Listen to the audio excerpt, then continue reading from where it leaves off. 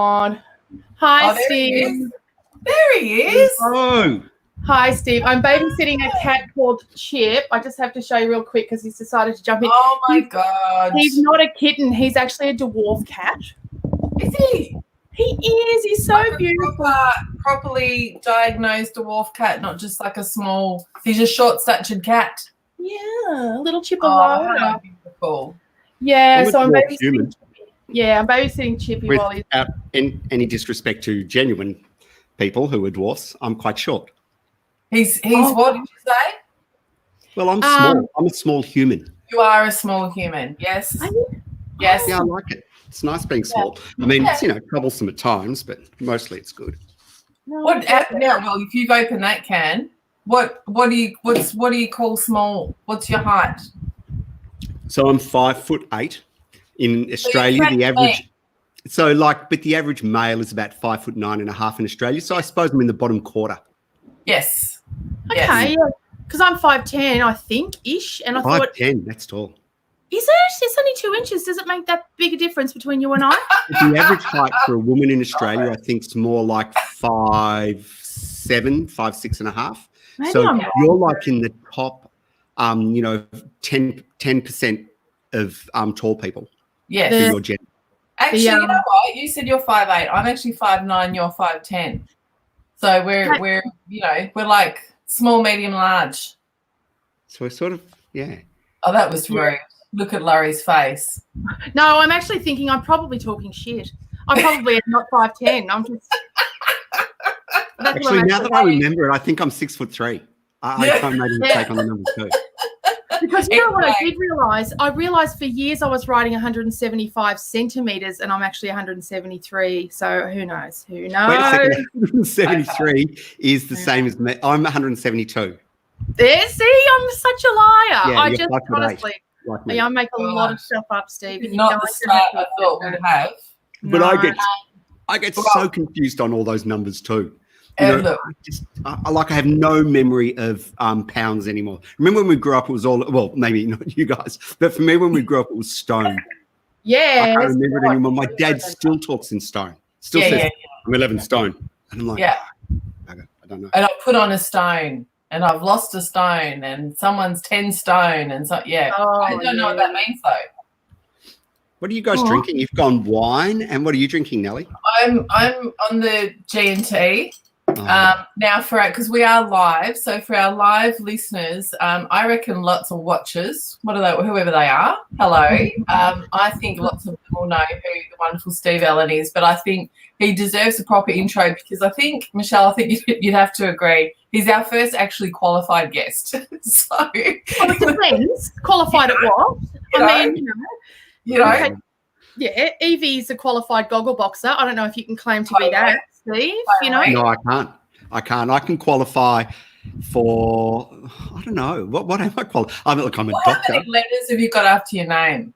You've got a lot of letters after your name. I reckon, you know what? I've actually, can I show off for a second? Please. I think I've got 6 qualifications. So I've got, but that's if you really count them generously and super exaggerate. So Bachelor of Medicine, Bachelor of Surgery, which is a medical degree, Master of Medicine in Psychiatry.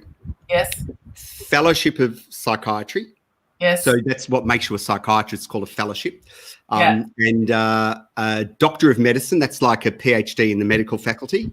And then a graduate diploma of clinical hypnosis. Whoa.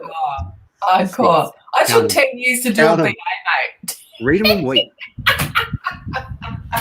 I love it. But how I know Steve, and I can't remember if Michelle and Steve have met, but when I was working on the ABC, Steve and I worked together for a segment every week and also through his work on Triple R. And one of the great things that I love about Steve is that, which I reckon a lot of people won't know because you've got all these crazy letters after your name. Is that I'm full of shit? No. You're full of shit. You're a good talker and you're a good working class boy. And I love seeing a good working class boy come good and get some letters after his name.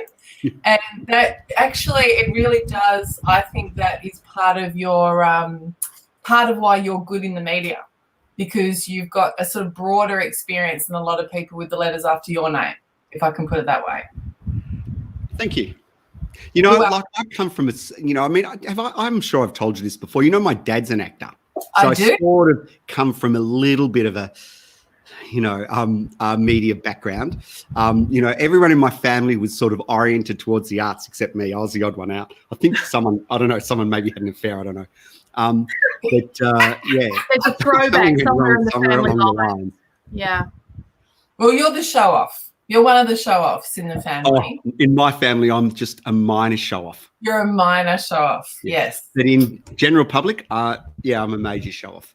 Well, Michelle, can I just say to the people who are watching us on Facebook Live, if they want to talk to us, they can do. But the only way I can read their comments is if they go to YouTube, to the Australian True Crime Podcast YouTube channel.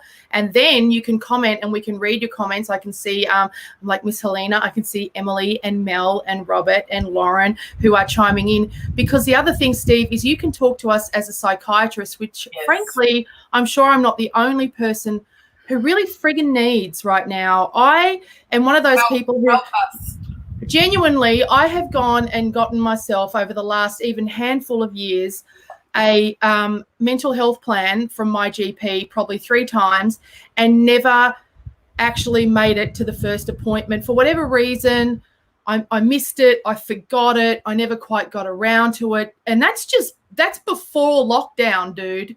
That's before this shit. You're not the only one who does that, though. So, tons of people contemplate seeing a shrink of some sort, psychologist, psychiatrist, counsellor, whatever. Tons of people consider it. Some of them then make the next step and go and chat to their GP or whatever and, sort of narrow it down. But not everyone then makes the next step of actually booking in. And so not surprising at all, but now is as good a time as any because paradoxically, everything's really quiet for us at the moment. We've done massive preparations in the hospitals and in the community mental health sector. Our work's down about 30%. And so there's psychologists and psychiatrists sitting around at the moment, twiddling their thumbs, and they're all fired up and set up for telehealth, meaning you don't have to leave your house. You can just do it over the computer like we're talking now. And I'm pretty sure, look, don't quote me on this, but I'm pretty sure that in order to bill over telehealth, they have to bulk bill. In other words, it's free. I'll correct you I've done a session already, and this is where it gets interesting because let's say a normal session for me, I think it's $230. Yep. But they can't bulk bill over. They can only if they bulk bill, you can claim it and get it for free, but they can't claim the gap. So what my psych did was just reduce her normal fee a bit. Yeah. Okay. So some people are still charging. Fair enough. Oh, for sure. Yeah, but I think there's more people, though, who are willing to be a little bit more flexible at the moment because they recognise that the public's in distress financially as well as emotionally. Yes.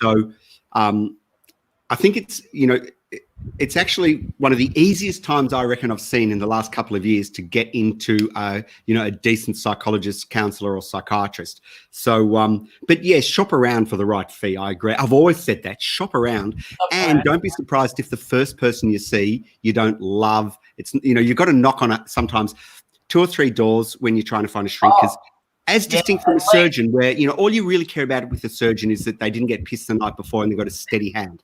With a psychiatrist, you've got to like them. You've got to have a rapport. If there's no rapport, it's stuffed. Whereas, with a surgeon or whatever, rapport's great, but it's not essential. And I will say I have seen, include just a few people in my own circle who are in your profession broadly, have been posting things saying basically that they are now offering bulk billing. And I think it is because that need is there. Like in the people I'm thinking of, it's not financial, put it that way. It's about them going, I know people are in need and I want to help. And they're offering, I don't know, say 3 sessions a day that are bulk billed and not their normal rate. And the other thing is all the telehealth. We've been trying to push telehealth for about 10 years in Australia and struggling to get people to take up the technology. They're so slow. They make a million excuses. Whereas now, because no one wants to, everyone wants to do physical distancing, Yeah. Now everyone's got the technology, and all of a sudden, all of those barriers that we were told were insurmountable for the last decade went away like that. Oh, suddenly gone. Absolutely. So we will reduce your many, many letters and your, many decades of experience in psychiatry to being our personal agony aunt. And we do have some questions from listeners, but I'm going to give Michelle the first question because you've had a hard week, Dale. Yeah, so I mean, it's no specific question. It's just a matter of coping. Normally I have help in the form of a beautiful housekeeper / nanny / nana who is here with us 3 days a week. She's a beautiful lady we call Noji because it's Hungarian for nana. So she's like a family member, but she's isolating with her own family. So I'm doing her job. Plus I'm still working from home. I'm writing and I've got my kids and I am just so overwhelmed. Yeah, I'm just so overwhelmed. I'm not coping. And my kids are 10, they're twins. And I'm being honest with them and saying, I'm sorry, I'm not coping because I'm sometimes yelling. Sometimes I shut down and can't speak. Sometimes the house is terrible, so it's a pretty broad, general. Your story is one that I'm sure you do, Steve, one that I keep seeing as well, because you get these sort of Gwyneth Paltrow version of, just make yourself some scented vaginas and learn fucking Auslan. And then you get the truth, which is for a lot of people kind of you're wavering between going, okay, I'm okay, like I'm safe, I don't have coronavirus, I know objectively my family is safe, I'm okay. But I'm then not going to get evicted, I'm not control. Yeah, and I'm not going to get evicted. I'm very aware that I'm lucky in a lot of ways. And my kids are well behaved. I'm aware of that. Yeah. But still I'm not coping. I am not coping. And I don't have anyone to help me. That's the worst bit, is that feeling of helplessness of like, I don't know where the end is. There's no one I can ask to come and help me. Yes. And no one can say it'll be over in March next year or September or in fact, So Steve, that sort of sense of, because what I hear as well is that thing, and I reckon a lot of people going through this where you go, well, first world problems, like we're actually basically okay, but I feel really out of control. Like, do you think a lot of people are going through that, and what can we do about it? I reckon that's like the biggest question. Yeah. Yeah, I'm going to give you 30 seconds. Not really. Yeah. Go. No, my sense is of what sort of happened, sort of watching the last few months. So, in essentially, where are we up to now? April, March, what comes before March? February. In February, it was a curiosity. Yes. And we were all watching it, a little bit scared because we started hearing everyone telling us what, the really bad things that could happen. And we started seeing Wuhan, then we started seeing Italy. We saw a little bit about Iraq, but still it was a little bit distant. So it was a little bit of a curiosity. In March, gradually, we quite appropriately gradually increased the sorts of restrictions, and the government started saying it's time to take this seriously. Initially, you could tell people weren't taking it that seriously, and so lots of horror stories were released, and and you could see people were trying to build up fear to again, try to quite appropriately try and get the public to take this seriously, and they started introducing stuff. Wasn't it, in a way? It's like, because people, in a way, I wonder, I mean, I don't know how, if it's accidental or curated, but because people were ignoring the things that were being asked of them, then it's like, all right, well, then you want to see the horror show? Like, let me flash forward for you so that you do fucking stay home. It was 50-50. The government were curating it carefully. They were getting advice right from the start from the top experts, and doing I've got to say, from a health perspective, doing a pretty damn good job. Especially from someone who would never vote for a Liberal government, I was mighty impressed. Right from the start, they were saying things. They were trying to balance three things all along: public panic, which is dangerous and can kill. It can lead to rushes on banks and rushes on food and et cetera, et cetera. Economic destruction, which is dangerous and can kill, and the spread of the virus, which is dangerous and can kill. So you saw them sort of saying a mix of reassuring stuff, and a mix of scary stuff, like I'm going to go to the football. It's not such a big deal, but please be careful. That was all very appropriate at the time. And then the media sort of went into overdrive of panic.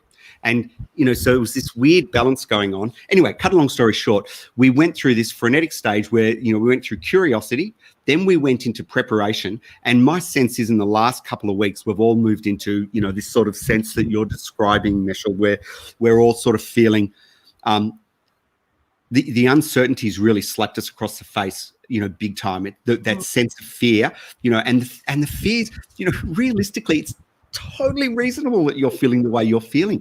Never before in our lifetime, even, every crisis we've ever faced, whether they were bushfires or Bali bombings or 9/11 or Black Saturday, everyone, we always knew it was a 2 or 3 week crisis. We always knew things were going to move on. Whereas currently, we don't know how, we don't know how long it's going to go for. We don't know what's going to happen. We've got fears about our livelihoods. We've got fears about our own health. We've got fears about all the people we love. If you're not waking up in the middle of the night at the moment, having periods of anxiety, if you're not having the odd panic attack at the moment, then I think you're just incredibly lucky, because it's I mean, or you're numb, maybe. Like I sort of, one of the things that Michelle and I have been talking about a couple of podcasts ago. You see lots of those sort of sayings and memes and stuff flying around, and some of them are bullshit and others land. And the one that landed for me was that idea of, like, basically be grateful if you are responding to this with anxiety and fear, be grateful that you're sane, because that is actually a very sane response to what's happening. Like, it is to stay in that's probably not so sane. But don't you reckon we're also a little bit like, what's that? Deer in the headlights? Is it deer in the headlights or a rabbit in the headlights? I can't remember. Yes. We're all sitting back there at the moment, everyone. I reckon from the politicians, the scientists, everyone I see has got this sort of look on their face of, I'm giving this my best shot. I'm giving you the best information I've got. But at the end of the day, everyone uses that word unprecedented. Yeah. At the end of the day, I don't really know how this is going to play out. Yeah. And so I think it's totally normal to be stressed.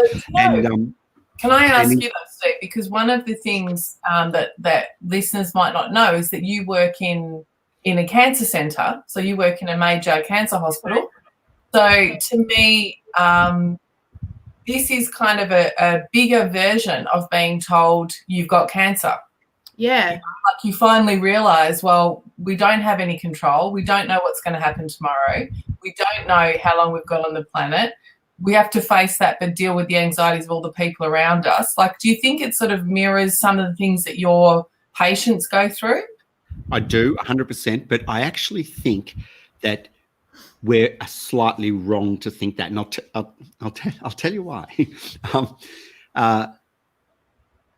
In our efforts as a community, in particular the government and the health community, in our efforts to get people to take social distancing seriously, we spread a lot of really scary messages about COVID, about this particular disease. Yeah. And that was at the time quite appropriate, because we had to do the biggest social change in probably almost in history. We had to get everyone to agree to stay the hell at home within the space of about 2 or 3 weeks, 2 or 3 or 4 weeks we had to get everyone to stay at home.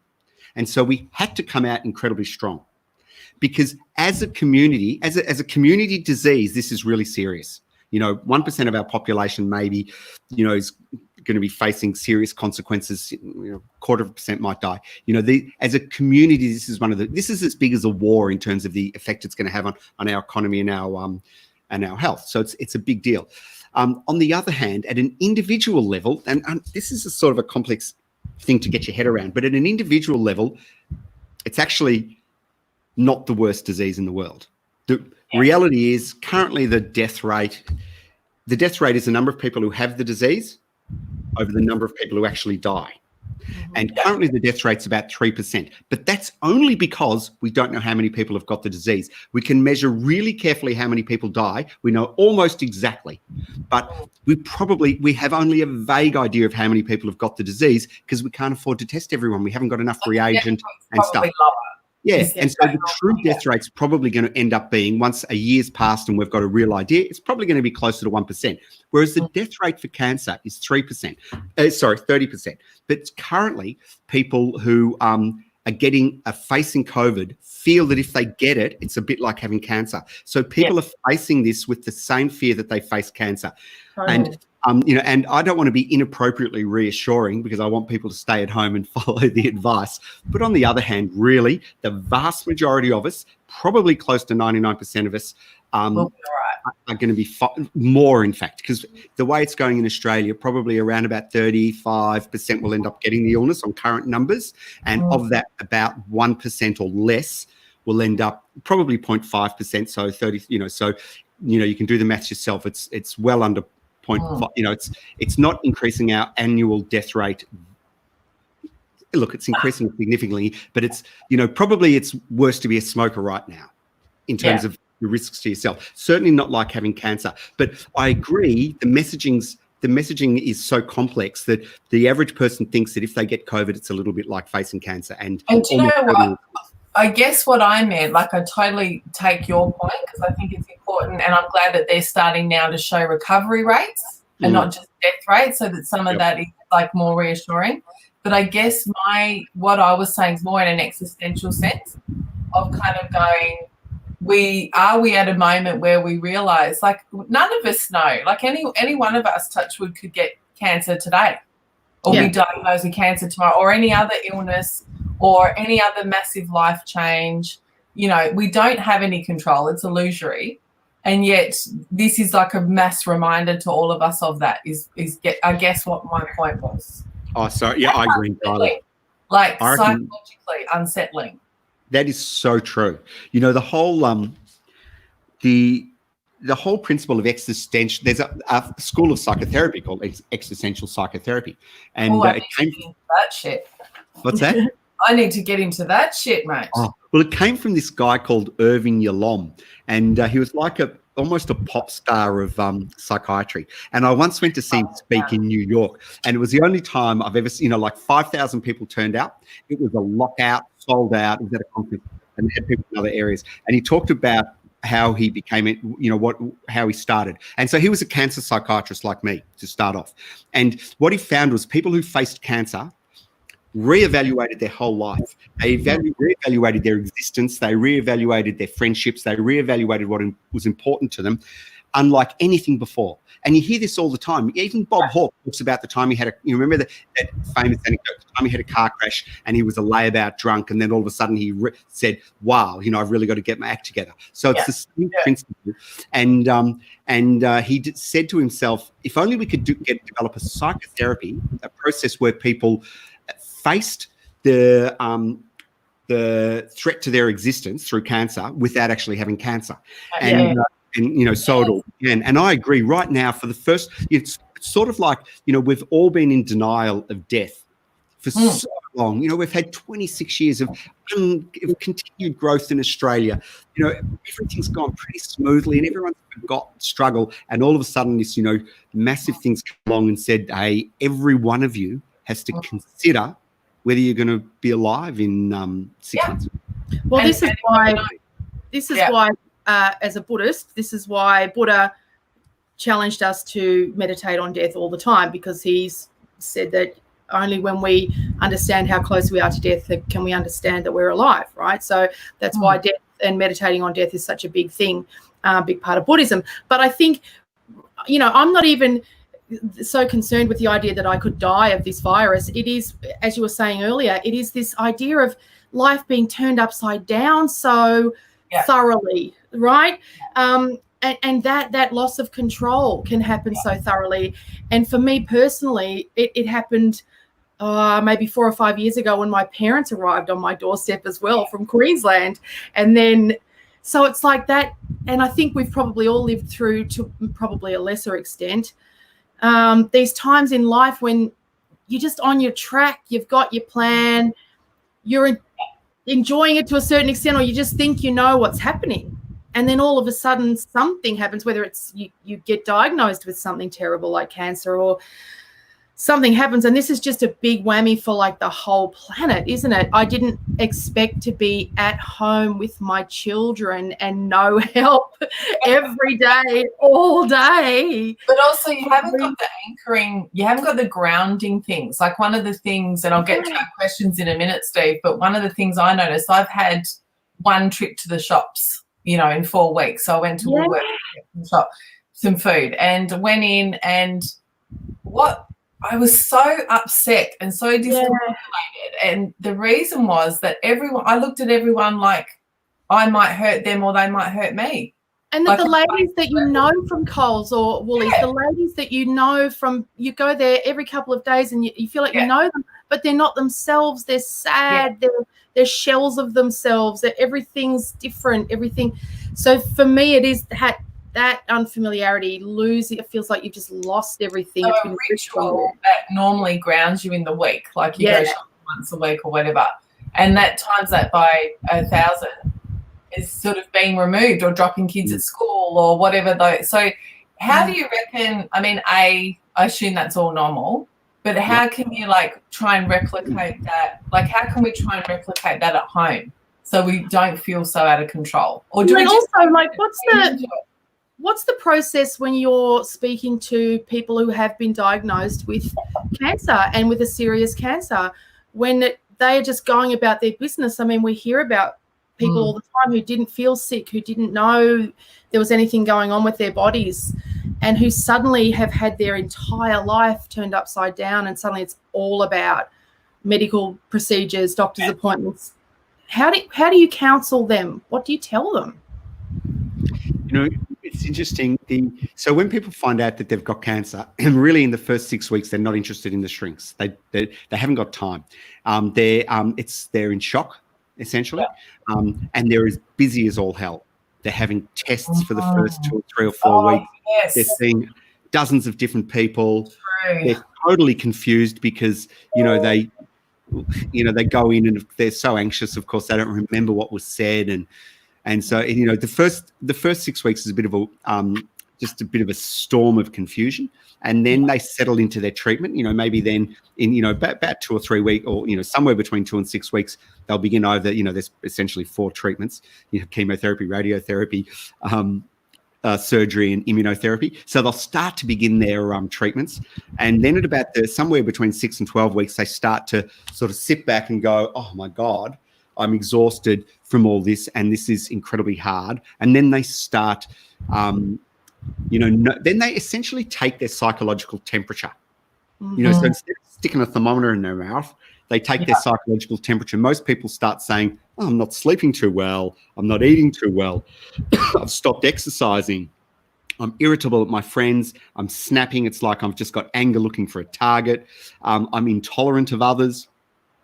And that's when they start to reach out for help. And most people obviously reach out to friends and family and local supports, and the odd one comes along and, speaks to their doctor, and some come through and see psychologists and psychiatrists. And what we essentially do in that time is largely just listen and acknowledge the experience that they're going through. That is probably a huge part, and explain. So, it's probably this is, really trite, but probably the most useful thing I ever do in my 30 years of working in sort of the psychiatry of medical illnesses. I've done HIV, burns, trauma, the last 3 years, cancer, transplants, various things. Probably the most useful thing I do is I explain the phases of grief. And all of a sudden, when you explain the phases of grief, people go, "Oh, makes sense. Thank God. I thought I was going crazy. I thought as well as being sick, I was going crazy." And are we we're collectively going through the phases of grief right now, don't you think? Oh, absolutely. So can you tell us what they are? So essentially, I mean, different people describe them different ways, but bear with me. And essentially, the first one is so-called denial, shock, not realizing that it's real. Yeah. And often that manifests in various ways. Like you might wake up in the morning and go, "Oh, I wonder what I'm doing today. Oh shit, I've got cancer." Or, "Oh shit, I'm facing this coronavirus." And so it manifests in various ways. And this feeling that this can't be real. Yeah. The second one is the anger. And people call it often anger looking for a target, as I mentioned before. It's just you're angry and you're irritable. And all of a sudden your loved ones you're snapping at, and your kids who normally you think are really cute, now you think are annoying. And then the next one that we talk about is bargaining, that sense of if only I did this, if only I did that, if I had have been a little bit more careful on this, if only the government had done, if only this had gone on. And it's that bargaining one. And then the next one is depression, sadness, where you just feel at times overwhelmed and sad, and you just feel that you're not going to get through it. And then the fifth one is acceptance, feeling that actually I think things are okay. But now here's the real catch. And this is the important message, is that you don't go through in some neat order, 1, 2, 3, 4, 5. You bounce around like a pinball. You might wake up in denial. You might be angry by 10 o'clock. You might be bargaining at midday. After lunch, you might have a period of acceptance where you feel I'm on top of this, and then you might cry just before 5 o'clock. Okay. Oh, so you bounce around. 100%. And that's why people think they're going crazy. And that's it's interesting. So we've done this is probably 5 or 6 of our podcasts, and I would say even if I can, be the Dr. Phil of the group, because I won't put that label on a proper doctor. Well, I'm agony aunt. Go to Michelle. I would say I have watched you go through all of that, like me. Backward and forward. Yeah, absolutely. Like all that backward and forward about. Like today, you're having a rough day. But there's been other days where you've been in acceptance, and then there's other days when you're angry, and then there's that. And I've gone through all those things too, but I can't see myself as easily. But I think we're seeing that among a lot of people that we're close to, and even that we're not close to. And well, I have to ask the question, Dr. Steve, where do you place going very, very early with the shaving of the head? I mean, she's going real early. I thought last week when she just kind of gave herself a bit of a side shave with the dog clippers, I thought, okay, early, but no, but a few of our viewers have mentioned it. Are they thumbs up? They're not, are they? They're definitely thumbs up. Look. It's fabulous. Yeah. It's beautiful, but I think it is just vintage. Super. Yeah. No, it's beautiful. It's definitely beautiful, but it's early, dude. Like it's just real early. I think we've got you both know this, but I'll remind anyone who hasn't watched before is that it's a weird thing for me because some of this is in the rearview mirror for me because I've got a kid with my oldest daughter's got a chronic illness, so we've had to go through all of this kind of exactly everything you've just talked about. Where initially. Right, I'm going to find a cure. We're going to do this bloody juice diet. Then we're going to, the complete denial. It's not happening. If we do the right therapy, if we go to America, if we don't, and then you move into that, why the fuck is this happening to us? And it's not fair. And it's, and then, go through all the phases. I'm more practiced, I think. So I think I've gone early because I feel I could be wrong. Let's see next Friday. I feel like I'm in acceptance. Yeah, that's what the hair says to me. I'm like, has she gone into acceptance? Is she like, okay, we're here? Just like, you know what, this is an opportunity. I'll grow out my greys. Been meaning to do it for a while. Yeah. Off you go. Got off Facebook this week, closed down the socials, going, you know what, someone's trying to tell me to be present at home. I'm doing it. You know what, though, because I think you raise an important point, and that's the issue of practice. You're saying you've had practice, and it's very true. You get better at these things, and that's one of the most important messages that I reckon we're trying to spread right now is that you can practice some of the skills that will help you get through this. And Michelle, that issue of Buddhism, meditation is one of the, key things. No one would consider trying to swim in, like some swimming race or ride in a triathlon or something if they didn't train. Yet people think that they can take relaxation for granted, and you can't. You have to train up for it. And and just like having gone through these experiences, you can think back to yourself of how I've handled them before and what I can take out of that, and what I can, which bits I can use going forward through this crisis. You can also say, what skills do I need? Do I need relaxation skills? If so, how am I going to get them? Is my sleep stuffed up? How can I teach myself to sleep better? Because all of these things are habits and we can work on them. Am I drinking too much? Am I eating badly? Am I not exercising? All the things that we know create the building blocks of mental health. Right now we can work on. And it's just that, you know, we've got this mentality, you know, that for physical things we have to work on it, but for mental things we take it for granted and we say, oh no, I'm shit at meditation, or I'm crap at this. And it's bullshit. You know, we can improve our skills if we take them seriously and treat them the same as we would treat a physical issue. I always say to everybody, everyone thinks they're shit at meditation. That's what it is. Like everyone, you know, that is meditation. You know, shit at it. That is meditation. Sitting there thinking, oh no, I'm thinking about something, and that trying to push it out. That is meditation. That's what we're all doing. That's all it is. And you think of something else that someone else is doing.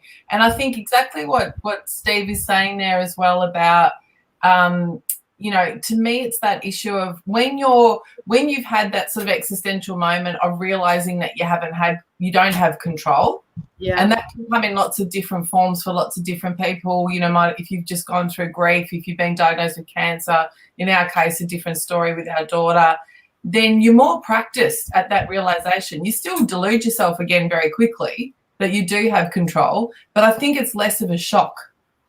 And it's exactly why a lot of people, I think, in less privileged communities than ours are less shocked by this. Because they're like, this is life, mate. You know, like, we've had this weird situation in Australia, though, where, you know, our biggest challenge has been, you know, they haven't, you know, look, we've had some horrible challenges. Don't get me wrong. You know, we have had the bushfires. We have had, you know, some terrible things go on. But the reality is we've had 26 years of unprecedented growth, something that's never happened in any country anywhere in the world. You know, we've had, you know, we've got a vibrant art scene. We've got a vibrant health system. We've got a vibrant commercial scene, whatever. And so I agree, you know, like it's a very different feel than maybe countries like, say, India or places where, you know, they're used to terrible hardship and they experience terrible hardship, you know, maybe once every 5 years. I don't know. The point being, you know, we're de-skilled at this.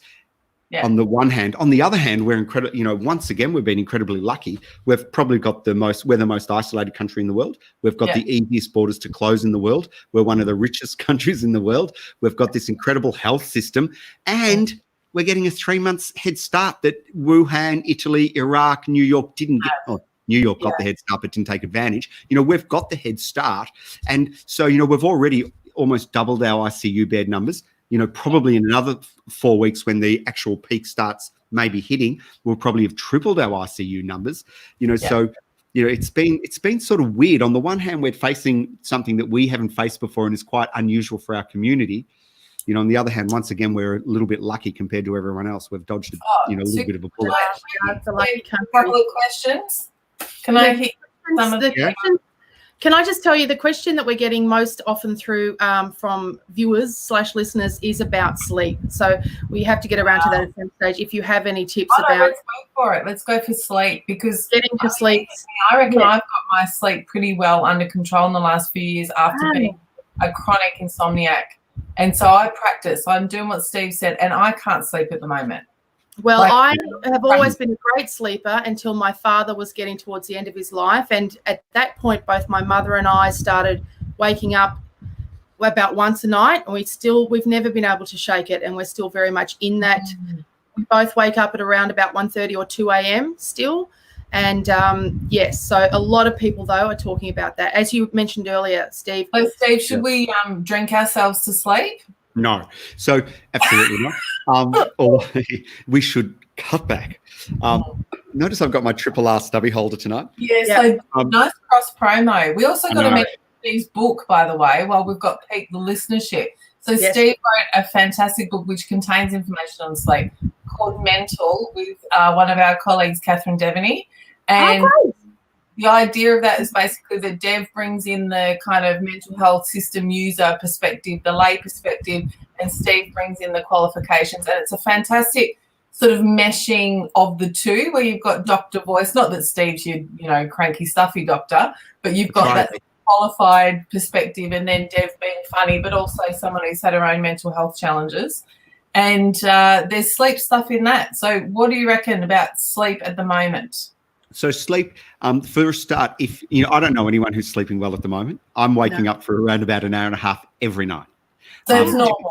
My time's 2:30. I'm awake, and and I'm normally awake till around about 4. And anyway, so the topic. So Steve, can I just Google it for 1 second though, and then because I think that's a really reassuring thing to actually say to people.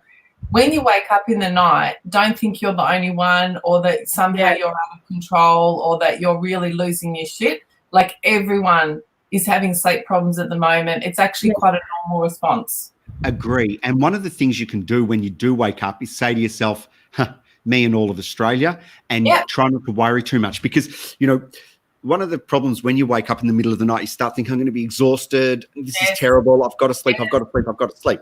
Put it out of your head. You're not going to sleep. No one's going to sleep every night through this. It's bullshit. You've just got no chance. I haven't spoken to someone who's sleeping all the way through the night at the moment. And some people wake up at about 5 in the morning or 4:30 and can't get back to sleep.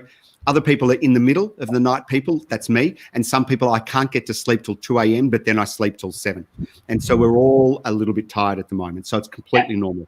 Now, the way, if you really want the best information, just Google sleep hygiene. And probably one of the best places is actually Victorian government's Better Health channel has really good tips. But in a nutshell, sleep is a habit. And you can train yourself to sleep better. It doesn't happen quickly. It normally takes a couple of months to change your sleep habits. But it's got, if you look up sleep hygiene, you'll see it has stuff like, all the obvious stuff like don't drink caffeine after about 4 p.m. because it stays in your body for about 3, 4, 5 hours. So no caffeine, no cut back alcohol. Now that's a little bit of a problem because I know people are, all having a few drinks at about, 5 or 6 at the moment because of the stress of the world. But the problem with alcohol is it's short lasting. So it relaxes you, but it wears off after about 3 hours, and it's a diuretic, meaning you need to have a wee. So inevitably, if you drink much, you might feel relaxed, but you'll wake up at about 3 in the morning, you'll need to have a wee. And because it's a relaxant, you get rebound anxiety. So your anxiety goes down. I hate you so much right now. Goes a bit higher than it was just before. Keep drinking through that. Is that what you're saying? Through that. Yes. Finally, someone understands my message. Yes. And the problem with alcohol too is it's because, addiction actually only means 2 things. Addiction means the more you have, the less it works. And when you stop, you get sick. That's essentially what addiction means. And so the problem with alcohol is, the more you have it, the less it works. So you've really got to pace yourself. I'm not a well, there's an element of truth to that, but I'm not a person who would say no drinking. But I'd say, 2 drinks a night's pretty safe. A lot of people would say 1 drink for a woman, 2 drinks for men. But I'd say, around there, if you have the odd night when you go up, try and have the odd night when you don't drink at all, et cetera, et cetera. Try and play it safe, and know that after this crisis, you might have to pull back a little bit. Now then, can I ask because I think I'm actually doing okay on the drinking front, but I notice if I drink past, at the moment, I should say, if I drink past about 7 o'clock, that ruins my sleep. It's drinking later into the night that affects my sleep the most. I don't know if it's the liver or whatever it is. Blah, no, blah. That's the half-life. That's, it lasts 3 or 4 hours. So you're drinking until 7, and then by the time you're going to sleep, the alcohol's out of your system. You've probably already had 4 or 5 wheeze, so the diuretics bit's gone, so you don't have to wake up to, go to the loo. And you've probably had a couple of drinks of water before you go to bed, and then you're okay. I think that's a good idea. Drinking yourself to sleep is the big problem. So you don't drink until like 10 or 11 or 12? No, it's a really crap way to sleep. Earlier. Okay. Yeah, it doesn't work. And anything else that's obvious on the sleep hygiene front? Because one of my questions is, and I know Michelle and I have been talking about this, is whether or not to nap. Yeah, so... wouldn't it be lovely to be able to? I don't think... Look, people argue this one all over the shop because at the end of the day, when we're born, we sleep about 20 hours a day. By the time we're 18, we sleep somewhere between around about 6 and 9, and it's largely genetically determined. And you largely stick to that until you're about 50, and then you start to go down a little bit, probably by about an hour or so by the time you're 65. So you mean sleep less? Is that why old people always up at like 5 in the morning? Yeah. And the other catch is that's the total amount per day. So if you nap for an hour, if you're 65, if you're like I'm 57, 56, almost 57. I sleep about 6.5 hours a night, 6.5 to 7. Now, if I have an hour's nap during the day, I will sleep an hour less at night. And that's just, so the amount you sleep is a total. So if you nap, be prepared that you're not going to sleep as much at night. So be prepared to read a book or watch Netflix or whatever you do, because you're only going to sleep 5 hours at night if you sleep an hour and a half in the But if middle you're of the day. waking up for an hour and a half in the night and you have a, half an hour nana nap, you're probably all right. Or is it going to ruin your patterns? No, I don't think the nana naps matter too much. My only tip on nana naps is don't do them after 4 p.m. because I find if you do them after 4 p.m., your sleep's really stuffed. If you can do them before 3 in particular, like I don't mind 11, 12 or 1 having a nap for an hour. Doesn't bother me at all. It's obviously culturally, in some cultures, that's just a given. And there's no harm in it at all, but be prepared you will sleep slightly less at night. Hey, the other big... How many hours do you sleep, Michelle, at night? Because 6.5 for Steve Allen's blowing my mind. How many hours a night do you sleep? I'm a massive, like traditionally I've been a big sleeper. I used to be, before kids, I was like a 12-hour sleeper. I love my sleep. Yeah, I love my sleep. But also I've always worked weird jobs. I've always worked like stand-up, and then brothel reception, which was like 7 p.m. till 4 in the morning, and then breakfast radio, which started at 4 in the morning. So it's hard for me to know, but I love sleeping so much. But now, ever since Pop got sick, my dad, it's been like, I don't know, it's so hard. I still love sleeping a lot, but I find it hard to stay asleep for long periods. So I love it more than anything in the world, but it's hard for me to do it. But you're also, I mean, without, we talk about everything, so I'm sure you won't mind me saying this, you're probably also menopausal or, like there's hormonal shit going on. At my age? I don't think so. No, 32? Impossible. So 25. But issues at around our age are not uncommon, are they, Steve? Like on top of, then you've got parents sick and dying. That is so true, but it's true for a lot of things. You go through a new job, or you go through a breakup, or you go through an illness, or any stress will stuff up your sleep. And, sooner or later, though, you have to start, getting it back. You can get through a couple of months with low sleep, but then your body will force you to catch up. And it's always worth remembering no one's ever died of lack of sleep. Steve, can I tell what really? Steve, can I tell you honestly that I had never been a drinker in my life until I had twins. And then I started drinking a little bit. And then, but honestly, it wasn't much. It was just like drinking with my husband a bit. And then my parents arrived, and then they started living with me. And then my dad was like chronically ill. And then it was like an ambulance was here literally maybe once a fortnight. Pop's fallen over, Pop's bleeding, it was full on. And then my drinking became like nightly. Yep. And he died a year ago, and I was just kind of getting back to normal, as in not drinking, but maybe drinking twice a week, just getting back to being a normal human being. And then this shit happened, and now I'm like, oh God, now I feel like I'm relying on alcohol again to get to sleep, and alcohol and maybe a pill as well, just like a bit out of control again. You might be the only one. But what I like about what Steve's saying, and correct me if I'm wrong, Steve, but any carer on the face of the planet will describe exactly what you've just said. So you're not the only one. But also it's that balance between, one of the things I love about Steve's approach is I don't hear him saying don't drink. I hear him drink a bit less and drink at different times of the day.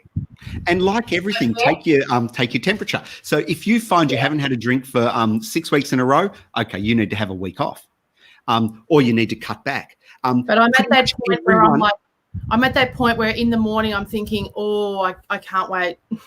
Yeah. I'm at that point again where I was when Pop was getting really sick, where I was like, in the morning I was already starting to get a bit tense and a bit overwhelmed and thinking, what time is it?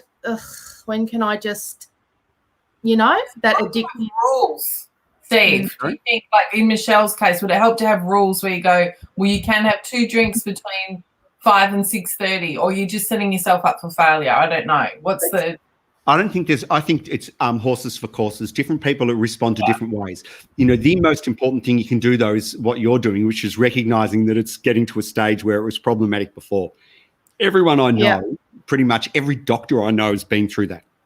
First time I saw it was when I was at uni. One of my mates said to me, I said, why aren't you drinking? He said, I'm not drinking for 6 months. How come? Because I've drunk every day for the last year and I realize it's got out of control. And I've seen that, in a million different forms over the years. And the difference, we're all going to have periods where, alcohol is the number one crutch in Australia that we all use when we're stressed. So we're all going to have periods where we overdrink, and I've done it too. And,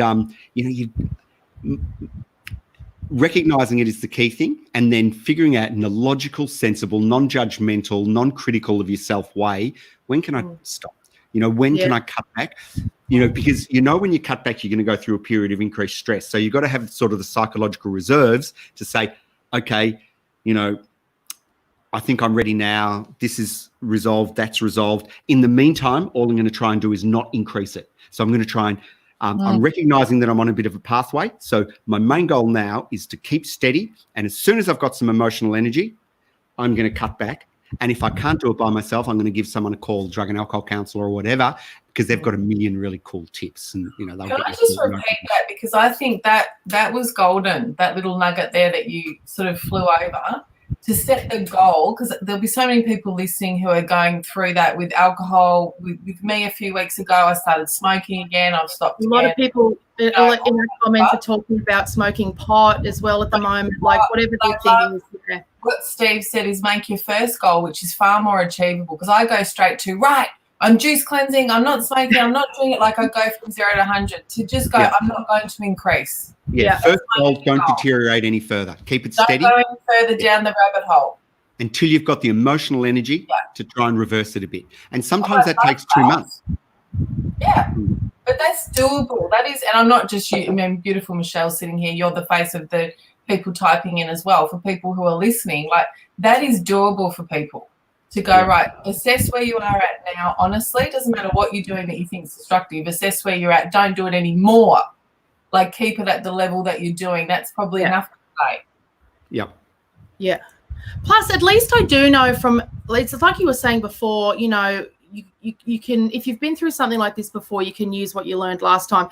So I do know from reducing and stopping drinking after my father died that I do know that every morning you wake up and I didn't drink the night before, it feels great. Like it feels like such a great achievement. I wake up and go, oh, wow, great. I didn't. And you know you can do it. You know you can do it. That's the thing. You did it through you don't get a harder period than the year after your dad's died, plus you're caring for your mum, 2 kids, coronavirus. Well, that's the thing. I think, honestly, I'm going through some PTSD right now because she has emphysema. So I'm actually in this, like, if she gets it could be really disastrous. So I'm actually, in a kind of a PTSD cycle right now. So I get it all, but I'm going to bring in one of the questions there, because one of our listener questions that I know will be really relevant to Steve as well, working in a hospital with lots of health workers, is that fear that you might be responsible for someone else getting it. Oh, so in Michelle's case, like she was terrified to get a washing machine fixed in case the guy came over, had corona and he had it on his hands, and then Nana gets it and she's got it, and then you go down the rabbit hole of death and destruction. And the same for every nurse, every school teacher. Every police person, absolutely. So how do you cope with that idea? Yeah, I think that's a really tricky one. This is incredibly common at the moment. We're having people ringing up with everything from panic attacks to sleepless nights, and especially healthcare workers, and especially anyone who's got a relative or friend or loved one who's got any sort of chronic illness, worrying about, what if I give it to them? It's terrifying. How am I going to deal with the guilt? And it's terrifying. I wrote a tip sheet on this for healthcare workers the other day. I don't think there's or is it like here somewhere? I was looking down trying to see where have I got my tip sheet on this particular issue. Healthcare workers. Yeah, send us a link when you find it. I'll send you a link. It's actually on my website, but it's also, a lot of people are starting to try and think about this. I think the first thing is to start the conversation. So the people that you're worried about, talk to them. So my dad, for example, he's 84. He smoked for not long now, 70 years. He started when he was 14. And the last 2 or 3 times he's got a cough or the flu, he's got a bit of pneumonia. So so he's really quite worried what will happen, and we all are too. So the first thing is we're having the conversation and respecting his wishes. So we're listening to him in terms of what he says. Do you raise it, or do you wait for him to raise it? Do you go, Dad, I want to talk to you about what's going on, or like how? Yeah, I raised it, but then I'm in a healthcare workers, so I have more, I'm lucky I've got access to lots of information. So, I said to him early on, this one's serious. This one's not the usual media beat up. This one's serious. You've got to think long and hard about it. You've got to weigh up whether you want me and my two sisters to visit. One of my sisters runs a market. And so she's at, reasonable risk too. And so you've got to think long and hard. And also he loves going to the RSL every night. So, Dad, you've got to weigh it up. You've got to weigh it up. He can't be sitting, So about a month ago or 6 weeks ago, he made the decision himself. Okay, he's still going to the RSL, but he sat in the crappy smokers lounge rather than the good one, et cetera, et cetera. And, because no one goes out there and so he made that. So the first thing is you've got to start having the decisions and let them make the choice. Because he said early on too, he said, the social isolation is worse for me than the risk of getting COVID. Because, really, I don't overly, care that much. But the social isolation I can't cope with. As time's gone on, he said he's got quite used to Zoom now and et cetera, et cetera. He stopped going to the RSL, but he's doing stuff. And so, he's making the decisions himself. So one, share the decision. Don't try and take it on yourself. Don't say to yourself, I have to be responsible for deciding what to do to protect my mum, my dad, my sister, my brother, whatever. Share the decision and hear what they've got to say. Can I put it this way? Don't become the parent. Because one of the things that we've been talking about a lot is how hard it is when you see, like we were joking, but Michelle's beautiful mum kept wanting to pop down the shops for an eyebrow pencil. And, we've had other listeners who are like, oh, mum, Dad still wants to go down the RSL and go around for a barbecue and blah, blah, blah. And you do find yourself, you're like in that sandwich generation going, I'm trying to protect my kids. Now I'm trying to protect my parents, even though they're adults. So do you just say, don't do it? Because I've been very stern. I've been very stern. But I reckon it stressed you. Yeah. That's because you love them. And so that, that's beautiful. But on the other hand, the risk is that we become dismissive of their current abilities. And the risk is we become paternalistic and we start telling them what to do when they're still more than capable of making their own decisions. And everyone's entitled to make bad decisions. We all make bad decisions and they might make bad decisions. And we have to be careful that we don't treat them like our kids, because it's not only disrespectful, it's wrong. Elderly people our society undervalues the wisdom of elderly people, and they might be a little forgetful about where they left the bloody keys or, who the current prime minister is, but they've still got this enormous wisdom and ability to make decisions. And I know I'm sounding paternalistic myself now, but what I'm trying to say is respect their decisions. Radio. She listens to Ray Hadley every day, Steve. She's got terrible judgment. She's got the worst judgment. She's entitled to it. She's entitled to it. And sometimes the crap judgment that we see is actually good judgment, and we end up thinking it the same. Because it's just a different perspective. And I think it's so important to value, to let them make decisions whether they're good or bad. Do you know what, though, again, going back to the starting point of this conversation, to me this is just a concentrated version of something that's happening in life in general.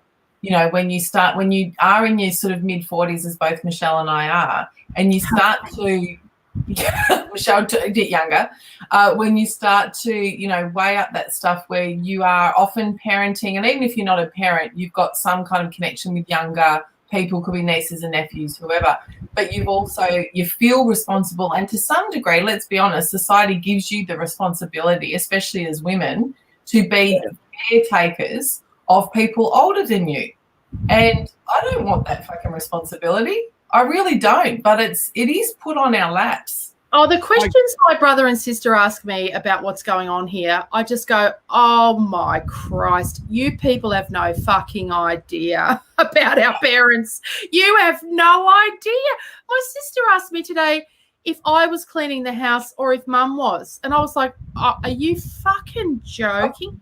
You have no idea who she is. Yeah. Like, you people have no idea.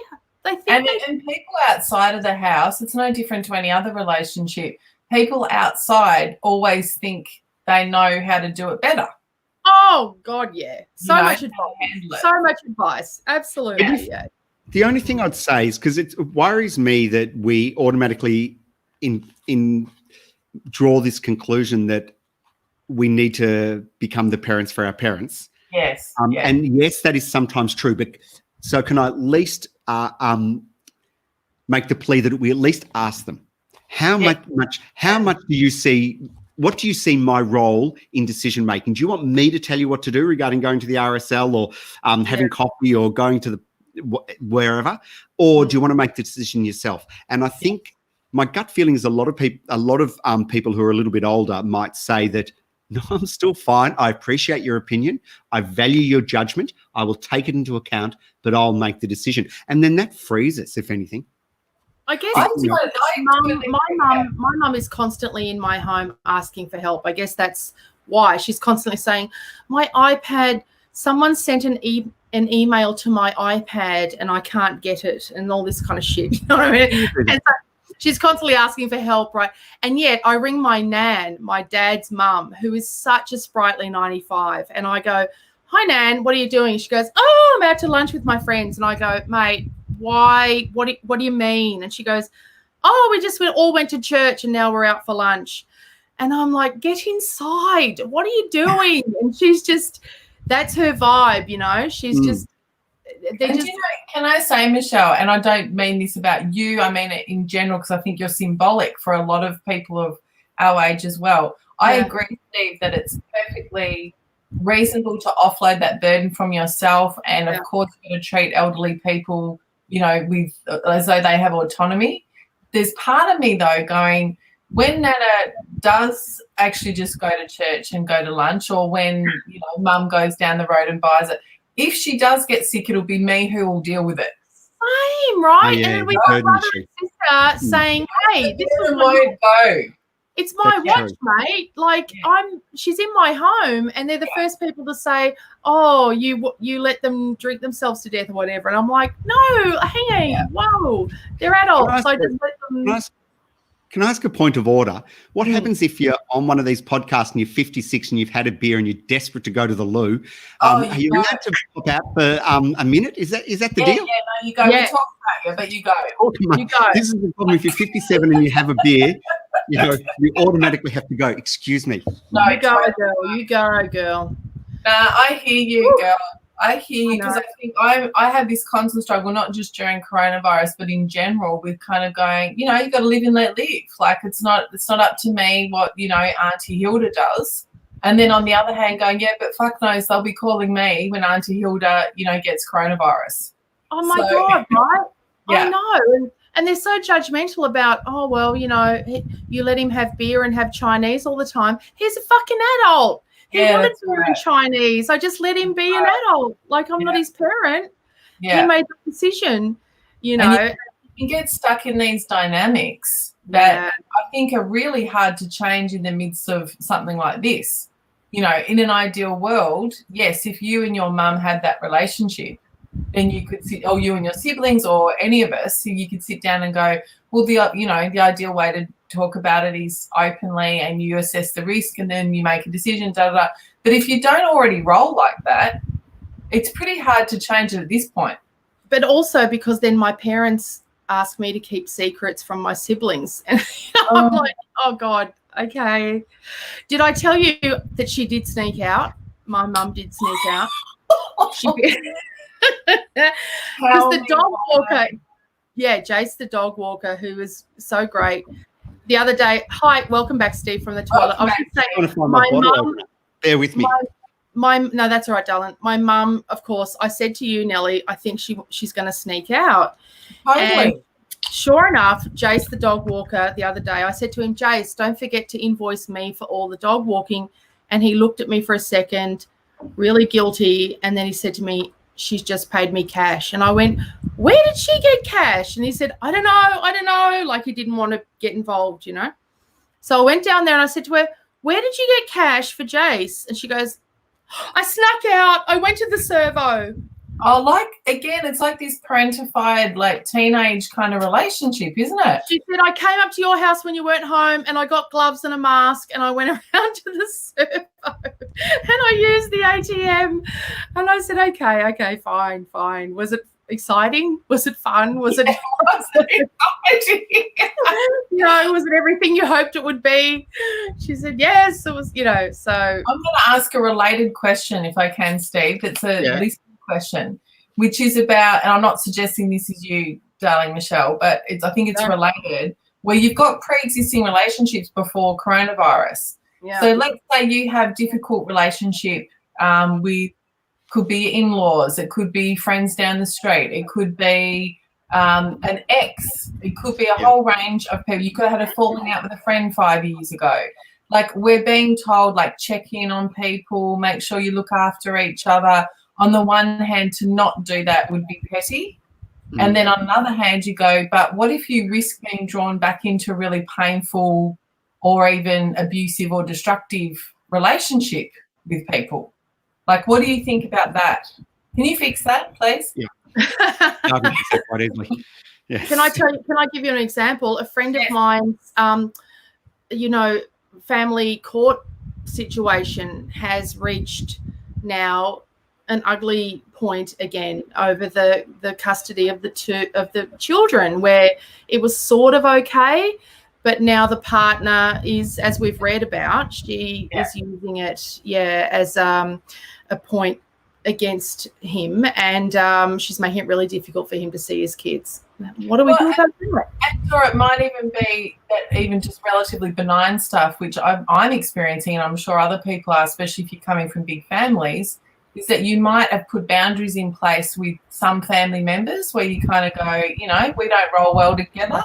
So we're just going to kind of put a bit of a boundary in place. But then you go, well, fuck, during this time, is that boundary appropriate? Yeah. There's a few points rolled in there. There are. Really? The very first thing I'd say is, and I know I keep coming back to this, but figure out how you're going yourself first. So if you want to reach out and help people that you haven't helped before, first figure out how much emotional energy you've got spare. If you're going great and you're having a great week, and we're all going to have, in the average week, we're going to have 4 or 5 days that are good and 3 or 4 days that are bad, no matter what. And some people that might be more bad and might move one way or the other. So we're all going to have bad days. So first up, just figure out whether you're in the mood today. And if you haven't got the emotional energy and you're struggling to keep your head above water yourself, don't try and, you don't be a hero. I know it sounds cliche, but you don't need to help everyone. We don't always.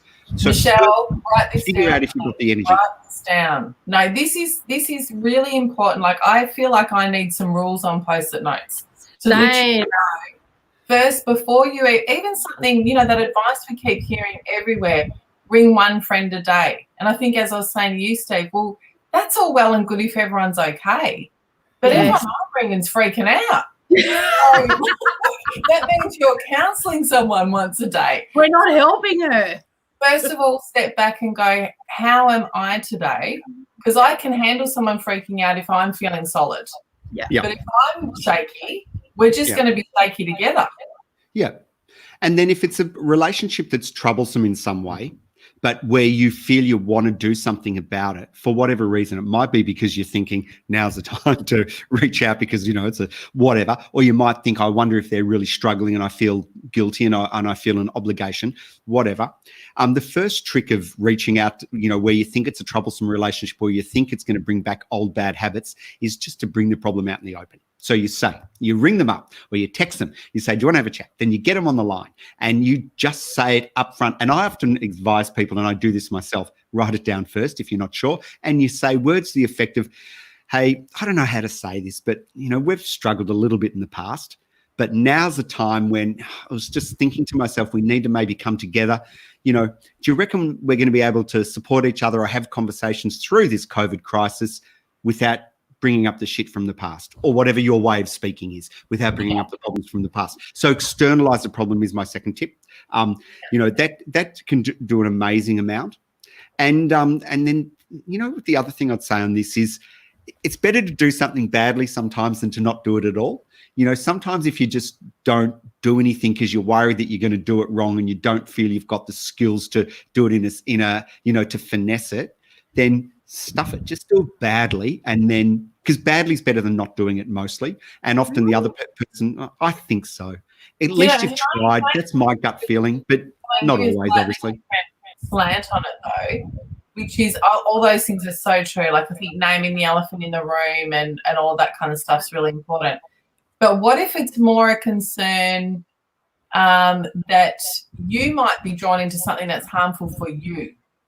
That, yes, you may be able to help that. Let's say you've got an elderly relative or you've got an ex or someone who doesn't cope with this sort of stuff. Forget exes, girl. You've got to forget exes immediately. I agree. I'm just reaching. I'm reaching. Yeah. Forget exes. Like I've got friends in this situation where kids with them, of like, well, should I reach out? But then you might be able to help them. But what if they're going to drain you? Yeah. You have to pull the brakes on it because we're all in survival mode. You're no good to anyone if you stuff yourself up by stressing yourself out. If you burn all your emotional energy, you're no good to anyone. And you've got to do that, classic sort of hierarchy of what's important to you. Yes. Yeah, right. I have been have a roof over your head. Yeah. Got to look after the people you love the most. Just if you're not sure, write a list. Your kids, your mum, your dad. Yeah. And and there's circles, and you've got to balance the energy that you put into those relationships appropriately. And sometimes at the end of the day, it doesn't matter if you don't reach out to everyone during this. It's going to be over in 6 months, hopefully.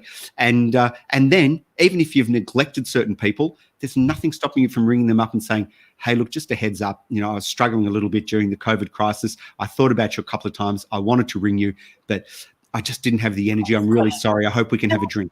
We know who the drainers are, right? We all know who the drainers are. Like, you have to be honest with yourself about who the drainers are. And I don't have energy for drainers at the moment. I have kids and I have my mum here, and I'm the only person I'm allowing out because I'm being a control freak. And I just don't have the energy for drainers at the moment. You know what? I wonder actually if it's worth it would certainly be worth it for me as I think it through. To actually, there was a technique that someone told me a couple of years ago of go through your phone and you put a strawberry next to all the people that give you energy. Ooh. Basically, that when you talk to them, you leave happy. They're not always happy, and it's not always easy, but that who you sort of enlivened by, and don't ignore their texts or calls. You always call them back. You always text them back. You blah blah blah. And the other people, by definition, you still might like them. You still might even love them. But they're not the priority. And you can do that in reverse. But that's coming down to just the incredibly important point of figuring out what relationships are important to you. When we talk about psychological first aid, there's 5 things that we talk about. And psychological first aiding, although it sounds incredibly obvious, is way better than any medication, is way better than any psychotherapy in its benefits to your anxiety and depression. Okay, Paul. And psychological first aid, we've talked about some already. Sleep, nutrition, and exercise. Those 3 are really obvious. The other 2 parts of psychological first aid, though, are relationships and stress. And relationships, it's really as simple as what you say. It's doing an inventory. It's which relationships are good, which ones are crappy, how do you get the most out of the ones that are good, and how do you decide with the crappy ones whether it's time to say goodbye or whether they're mendable. And sometimes you can mend them, so you don't have to necessarily say goodbye. But the problem is, for a lot of us, we don't. Steve, I'll pull you up on one thing there because I agree with all that, except that what if they're not mendable but they're still essential? Like what if it's a parent or a sibling or a close family member or someone you have a close connection to? It doesn't make strategies around them, but you treat it exactly like you do sleep hygiene in a really practical way where you look at the relationship and you figure what can and can't I do? What are the limits of what I can do? And how can I get, what things can I put in place to protect me? And then when I am with that person, how do I decide what the triggers are that make me feel really crappy, and how do I protect myself against those triggers? And it might be as simple as taking control of conversations in the relationships, thinking, what are the good bit? I can't stand this person because they remind me of X, Y, and Z, and they always make me feel bad about myself, but I know they love the races. So I'm going to go along and raise 3 points about the races, and I'm going to piss off after 10 minutes and talk to someone else. That's a really, obvious, simple example, but you can make it more complex depending on the nature of the relationship and how much time you have to spend with people. And you can be practical about how much time you spend, and you can plan it out. And even if a lot of that stuff isn't successful, at least it gives you a sense of control, that you're not a victim of the relationship and you're a partner in trying to figure out how it's going to work. And I wonder at this time as well, applying that same strategy, if you go, okay, there's someone that I feel like I need to check in on, but that, I'm worried will in some way drain me or hurt me or trigger me or whatever words we want to use, then what can you do? Can you go, I don't know, I can organise online shopping for you, or I can do something that's at an arm's length, but that is still helpful. I think you can though. You can do that. If you figure out someone's really draining. That answer.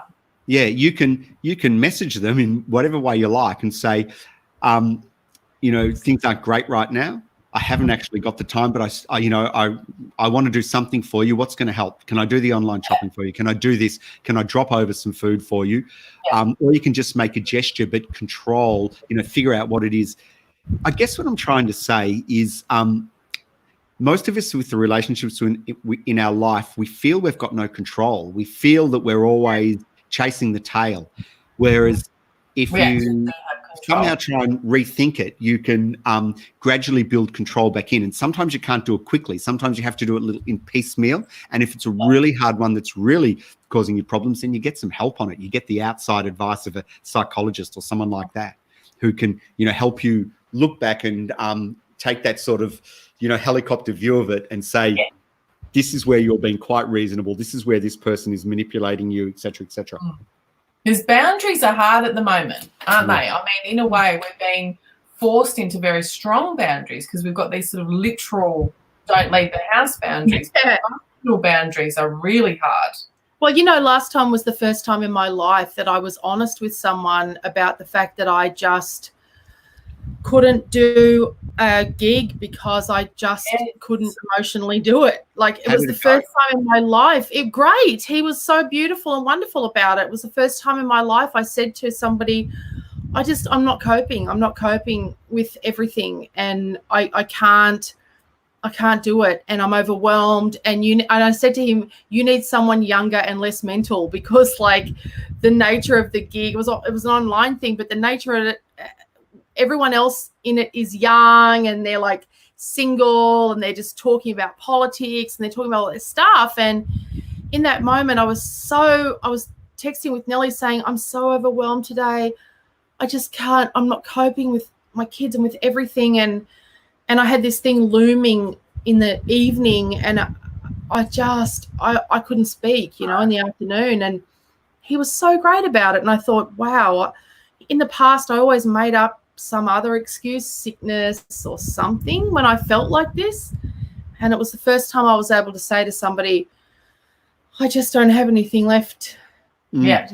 And without getting too Oprah about it, but like to me, that's actually a massive growth opportunity, because you kind of go when you tell the truth like that, you give the permission to also tell the truth. And it's completely reasonable to say, I'm too overwhelmed and basically I'm having a sick day. Yeah, I agree. Hats off. Yeah. And, it's incredibly hard to tell the truth. Yeah. I was thinking back when you said it, I reckon I've told the truth once, and I'm just great at making excuses. I had to do a big presentation, and I hope no one's listening. I had to do a big presentation at a research meeting last year, and I got there and I was exactly the same. A whole lot of things had been going on. I was exhausted, and as it built up, I could feel panic building up, and I could feel I wasn't there. And I lied, and I told everyone, I think I'm coming down with something, got the flu, and I went out. I knew I was having a panic attack. It was completely obvious to me, but I lied. Whereas, but then you've got to pick your audience. See, Some people you know aren't going to take it well and they're going to hold it against you, whereas other people you know are going to be understanding. Sometimes you're wrong. Sometimes you tell the truth and you're surprised at how well people are. But, but I guess what I'm saying there is I think it's fantastic that you told the truth, but don't be afraid to lie, because there are people out there who stigmatize those of us who suffer anxiety and whatnot. Oh, mate, and believe me. So, Believe me. Yeah, I've absolutely learnt the lesson that, I've worked on shows where they will put on TV their specials about mental health and how it's so important that we talk about mental health, and everyone on the show will be crying about how important it is to talk about mental health. And yet when I had a mental health issue, they sacked me. So believe me, I understand more than anyone that the whole idea about being honest about your mental health is actually bullshit, and that still today unfortunately, you can't really be honest about your mental health. But also, though, I was raised to, and when I say raised, I mean not only by my parents, but also by the entertainment industry, to say yes to every job, and then to just cope and cope and cope and cope in any way. And showbiz all sorted out. Yeah, just get it done. Exactly, Dr. Showbiz, and get it done. And I had management and all sorts of other things around me that just said, just do it, just make it work, and make it work on no sleep, make it work on anything that it takes. And so, but now I'm older and I'm just like, I'm so old, I can't do that anymore. But also going through this, I reckon, that's the same thing. There'll be people listening who are doctors, who are bloody accountants, who are cleaners, or whatever, like, doesn't matter, who have jobs where they're pressured into going to work when they shouldn't be going to work. In some way, coronavirus is an opportunity for at least some people to sit back and kind of go, what the fuck is all that about? Yeah. That's like the whole issue of what good is going to come out of this. There's an enormous good that's going to come out of this. One of this is this wake up, get us out of this, stupid sort of attitude that, everything's going to go well forever, and we can treat the environment with disrespect. We can treat each other with disrespect. We can behave like shitheads throughout our whole life, and there's no consequence. I think there's, the sort of existential wake up will be one of the good things that comes out of it. And hopefully most people will realize that, there is not a human in the world who doesn't suffer. The only people who doesn't suffer stress is, I should finish my sentence. The only people who don't suffer stress are people in denial. And other symptoms, and instead of feeling stressed there, I've got an ulcer, I've got this, I've got that. We all feel it. It's easier to be in denial when you're young. Finally, this constant message, if you're feeling unwell, stay home. I've never heard that message before in my life. Finally, we're constantly hearing this message, if you feel unwell, stay home. Don't bring it to work. Don't bring it to school. Don't bring it to the shops. If you feel unwell, please stay home for the good of the rest of the community. And that should be all the time. That should be every year, I agree. For the good of yourself. I mean, one of the things that all three of us have talked about before is, the class stuff, and how much this sort of neoliberal idea of work, achieve, accumulate is so entrenched now. And yet it can be an opportunity to sit back in this moment and kind of go, that is literally insane. Yeah. Like, to tell people to go to work when they're sick is literally, for them and for the people around them, is literally insane. And we're having to face that. But we've been doing it for 3 decades. Yeah. At least. And it's unnecessary. Like, you know what? The world will keep turning if I don't rock up to breakfast radio 2 mornings. Like, it's so silly. But this idea that if we don't hear Michelle's voice, it's such a massive drama. It's actually fine. If it's fine, everyone. If someone's sick, they should stay in bed and get better. Whatever their occupation, it's actually fine. It's just human. Yeah, it's an enormous opportunity for us to all reset what our values are and what's important to us. Whether or not we'll all take it. There's still some people who are spending the whole crisis just figuring out how to adjust their share portfolio. And so, I don't know that everyone's going to learn from it, but I hope.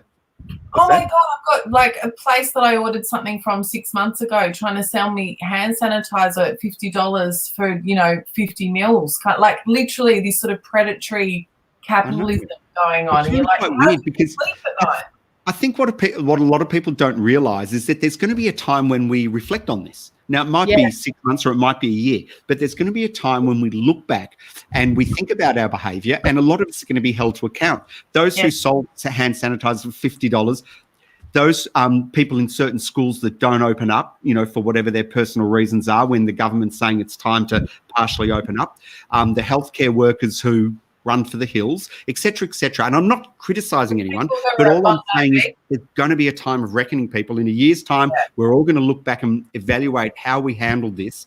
And I'm not expecting anyone to be a hero, but we are expecting each of us to, do what we can for each other and stand up in whatever way we can. You connected to the whole. Let me ask you, but this is more a philosophical question, but I think it's probably a psychiatric question as well. I reckon there's two schools of thought when you look at how people are behaving around you and yourself. Yep. Where you go, well, in adversity, you see who someone really is. Like it's easy to be the great guy when everything's going well and your career's great and da-da. The other school of thought is, well, don't judge because it's a crazy time and, like people are behaving abnormally. And I can't work out which one's true. I'm the second. I'm definitely the second. See, I go both. I say both are totally fine. Now, and the reason I say that is because, sure, if you happen to be the sort of person who this is something that an environment in which you thrive, go for it. But it might just be that it's not your time. It might be that 6 months ago your mother died. It might be, it's not a judgment on you. It's not a reflection on you for your life. If you can stand up and go above and beyond at a time like this, fantastic. But if you've let anyone down. This is just completely judgmental of me, but I'll throw it out anyway because it's Friday night. But I look at that kind of, your classic, these assholes have come home from Aspen and, who gives a shit? Like, I'll just go on doing, because the world's told me I'm fucking entitled and I'm allowed to do whatever. And I look at that and I go, you know what? I'm seeing who you actually are. You're existing in the world as though the world owes you something. And I am judging. But then the other half of me goes, oh, well, maybe they're just under a lot of pressure. And it's so edgy, dude. Like, I feel like, seriously, I could punch a bitch at the shops. I don't feel like that's who I am. Like, seriously. I think, though, I reckon. Look, again, I reckon that comes back to grief. When we're going through such a time of huge change, we have a lot of anger and we want to let it out. And you're seeing a lot of that at the moment, a lot of people going berserk, including the media. Personally, I reckon we should try and check it because the reality is most people... Don't punch a bitch at the shops? Look, if they've been asked and punch them, but no. I think the reality is that... most people are trying to do their best, and when we're mad at people because they've done shitty things, they haven't done the crappy thing because they're a bad person. Mostly they've done it because they either don't understand the rules or they've been misled in some way or they thought it wasn't as serious as other people thought it was. It's not that they're actually going out there and saying, I want to have a cocktail party and I don't give a damn if I spread COVID. They're thinking to themselves, this isn't a big deal. People are overreacting. So it's not, they're not sociopaths, they're just misinformed, and our temptation is to get really angry at a time like this, and I reckon we just have to check a little bit. I think, is it possible, going back to your grief stages, that they're in the denial phase still? Yeah, a mixture of denial and misinformation, and don't forget the media is exaggerating the crap out of everything at the moment too. So, at least half of the stories I've heard of terrible things people have done, when I've looked into them more carefully, they haven't done anything wrong. They've actually followed the rules. It's just that the rules changed the week after they did something. I mean, like that the minister in New South Wales who's gone to his holiday house. He went there 3 weeks ago when the rules were okay to go to your holiday house. And all, I mean, a lot of it's just that natural sensation that we have at the moment to get angry and shoot our mouths off as people. And I'm not, of course, it's normal, but I reckon we need to cut everyone a little bit of slack, and we need to try and be a little bit more tolerant, even if they've been to Aspen and they live in Portsmouth. If I had a holiday house in Pearl Bay, I might go there. To be honest, that's what I mean. I'm not totally. That's the thing. If I had a house on the Ocean Grove, I'd be sitting here right now going, can I get away with it? Can I go? Well, you're allowed to in Victoria. It's only New South Wales and Queensland. That's the other issue too, right? The rules keep changing so much because even my husband doesn't live with me. So a couple of days ago, I said to him, I don't know if you're allowed to come over here. I'm confused about whether you're allowed to come here, pick up the kids, take them to your house. The rules keep changing. So you're allowed conjugals. But it changed, babes. It changed. For a minute, it wasn't allowed. Then it was allowed. Yeah. As if I want a conjugal with that motherfucker anyway. Like, I'm so furious about everything. You know what I mean? Like, I'm just so edgy, mate. No, honest to God, I find it quite hilarious. Like, I understand it, but I find it quite hilarious that you, like, technically, let's say for argument's sake, Steve and I started dating a month ago, met via Tinder, started dating. He could come to my house, but if my mum died, I can't go to a funeral. Right? Yeah. Like, it's confusing. It's confusing. And realistically, the reason the rules are so confusing is because they're incredibly bloody complex. So, you know, the government are trying to listen to a group of epidemiologists, mathematical modelers, public health doctors and infectious disease doctors, and they're trying to interpret it and saying what's realistic. So they bring out a blanket rule, you know, stage 1, stage 2, stage 3, 4, 5, you know, they're incredibly broad. And then, of course, people put up their hand and say, what about me? And so they have to adjust the rules. And that's totally appropriate. And so, of course, they're complex and confusing. And, you know, and again, you know, I'd preach a little bit of tolerance, you know, try and make rules for every situation. You know, and of course, from state to state, they're changing. So in Victoria, our health minister said, listen, if you've got a holiday house and you know, and it's yours and you own it. And, you know, our rule is you can go down there and the police instructed not to fine you. In New South Wales, it's slightly different. In Queensland, it's slightly different. So, you know, it is very variable across the country. And then on top of that, there's principles that aren't rules, like only go out if you medical care, food, to exercise or to support someone else. I think that's the fourth. So there's different levels of rules, principles, and it's incredibly hard. So it doesn't surprise me that people make mistakes. I'm following my natural leader, Jacinda Ardern, and she was very clear, just like from the beginning, you know, stay the fuck home. Like, just stay home and just do that. You know, not everyone can do that, and I get it. Like, you've got to go to a hospital. There's different, you know, there's different situations, but I liked her clarity. And even though she's been criticised for, you know, putting the foot down too hard, I think she will be vindicated. She's kept it simple. I agree. Very simple. Yeah. I'm following the rules because I'm scared of being caught out. You know, I came back from Bali about 8 weeks ago now, and I came back on a Saturday night, and on Monday I was having coffee with one of my good friends at work at Peter Mac at the cancer hospital, and I came down and I started feeling a bit of fever and a little bit of a cough. Now, normally it wouldn't bother me at all. No. Then this was February, so this was early on in the whole thing. But I thought to myself, what if I have got COVID? Now, Indonesia at that stage wasn't a high-risk country. Nothing was closed off. But I thought, if I have got COVID and I give it to someone, so I went home and I stayed home the whole week until I rang the COVID hotline, and I have a COVID test, which turned out to be negative, but I followed all the advice. And then sure enough, 2 weeks later, there was that doctor in Turak who did exactly what I would normally do. Exactly what I would normally do. Babe. Missy's dad. Yeah. Well, I would normally do exactly what he did. It's just that because of COVID and because I work in a cancer hospital, I just thought, people will lynch me from the nearest lamppost. Yeah. And so I stayed at home. But they're weird times. It can go either way. There's no clear answer. Yeah. And Missy Higgins' dad donates his time to the refugee, you know, resource centre. I mean, he's the most beautiful human being you could ever hope to be. So every doctor I know thought that his behaviour was 100% what we all do pretty much all the time. Of course. A sensible person thought that, to be frank. Like, honestly. Because we're all trained to keep working when we feel sick. That's what we were just saying. We're all trained to just soldier on and keep going. Absolutely. But God, can you imagine being able to go to Bali again? That's actually my dream. That's on my Post-its, Nelly. That's on my Post-its. We've got a little system, Steve, where we go, everyone in the family, and same in Michelle's family, you get, say, 10 Post-it notes each. And you put things up of what you're going to do after lockdown. Yeah. And so that in itself has been such a gift and quite fascinating for me to see what my kids put. Because what did they put? So the first thing they put, which I think is hilarious, is have McDonald's. Yeah. Yeah, I'm in with that. I regularly stop at McDonald's on the drive-through when I'm driving. Just play dates for my kids. Play dates at their friend Liam's house because he's got those 3D glasses things that you can play games on. Yeah. And go to the shop. Kids understand too.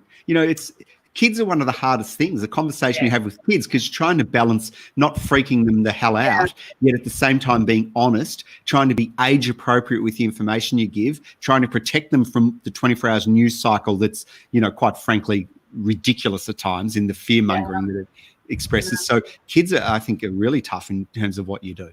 And one of our cats got a cold. One of our cats got a cold. Did you know that cats can get colds? They can get normal viruses. And so one of our cats got a cold, and Darlie, my daughter, thought he had, corona. I was like, dude, our cats, no one's more isolated than our cats. I've got nets over my backyard, Steve. It's like a big budgie cage out there. Like, no one's more isolated than our cats. They're so safe. But she really did. She had a moment where she was like, it's in their mind. It's in their mind. The kids, my little one, before it became a big issue at all. So it would have been at least February. They were playing Corona tag at school. They were, where you run around. She's 7. Where you run around, if you get someone tiggy, then they cough and fall down and die. Hey, we played a version of that when I was at school, and we're going back quite a few years now, where we used to touch each other, and then you'd say VFL, which stood for Vaccinated for Life, and you'd pass on the germ, and it was a version of Tiggy, and the moment you touch it was VFL, and they couldn't touch you for a certain amount of time, and then you're not vaccinated. Yeah. Oh, look, it's Ringa Rosie, isn't it? Like a friend of mine in Adelaide, Adelaide's son has become obsessed with it. He's only a baby. He's like 2, and he's become obsessed with Ringa Rosie. And my mate is like, dude, too close. Stop. It's too much. It's too much. Wonderful, Steve. I'm really conscious of your time. Can I just leave you with one more question? That's quite a big question, but I think it's a really important one, which is, how do we get out of what might happen? Like, you both know I'm being very ooga booga at the moment. I've gone, shaved head, I'm off social media, I'm fucking reading self-help. So I'm trying to go into that state in the moment. You are in your house now, you are safe, your kids are safe, you've got toilet paper, you don't have coronavirus, instead of getting into, but what will happen next week and what will happen in it, because we don't know. But how do we do that? How do we actually try and stay in what's happening now and not in this sort of psychological war and catastrophe of what might happen? Okay, I reckon there's a few things. First up, I think it's really important to get very clear messages about what is genuinely going on. This is a pandemic. We've had a number of pandemics before. We know it's going to pass in 3 to 6 months.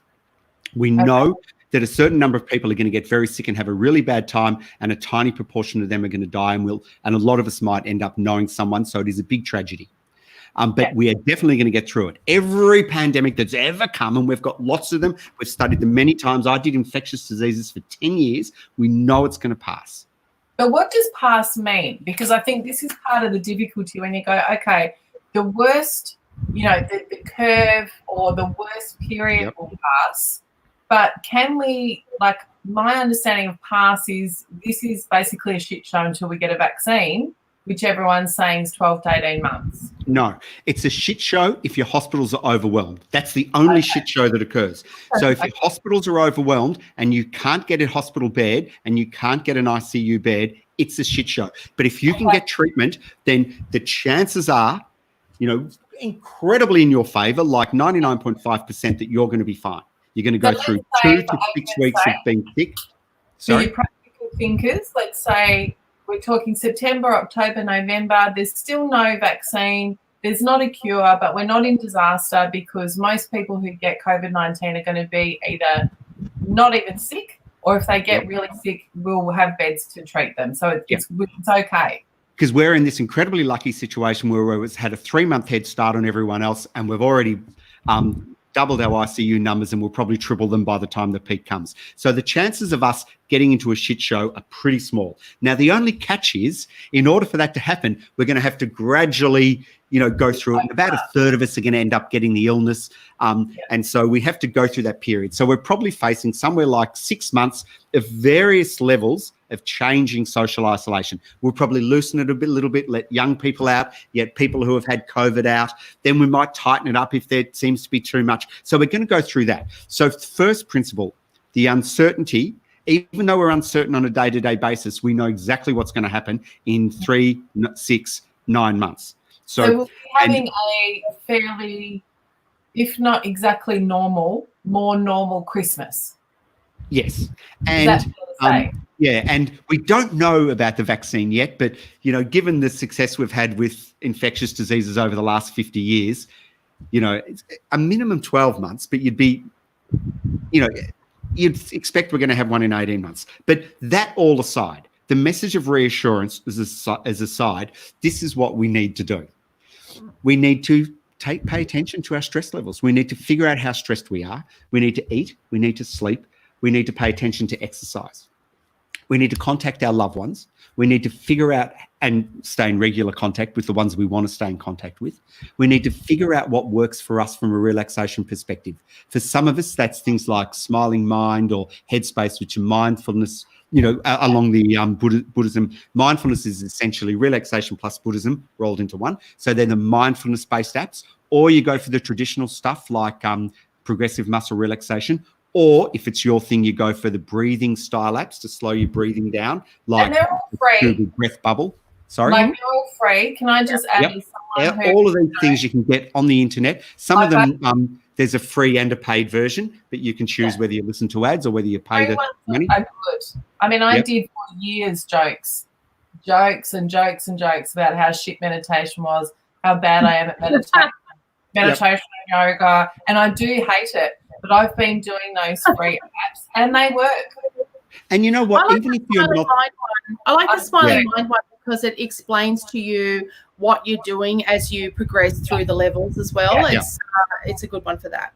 But if you hate that sort of stuff, you don't have to. Your thing might be watching comedy. Your thing might be watching drama. Your thing might be a bike ride.